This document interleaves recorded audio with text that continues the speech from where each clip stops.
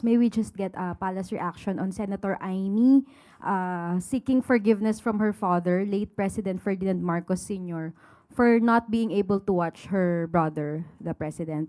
May I read a portion of her statement? She said, "Hindi ko nabantayan eh, kaya dad, sinubukan ko talaga, pinagpilitan ko.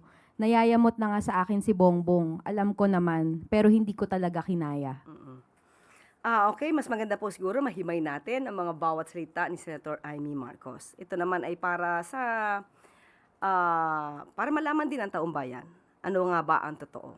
Ang sabi niya ay hindi nabantayan. Sino kaya talaga ang hindi nabantayan ng magulang at sino ba talaga ang hindi nabantayan ang kapatid?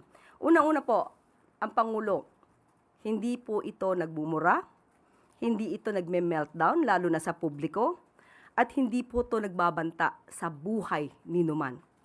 Ang Pangulo po ay ikinasal, may pamilya, hanggang ngayon, faithful sa asawa. So, sino po kaya ba ang naging pasaway? Sino po kaya ang dapat na binantayan? Ang paghingi ng patawad, yung pang hindi pagbabantay sa kanyang kapatid, o ang paninira ng kapatid?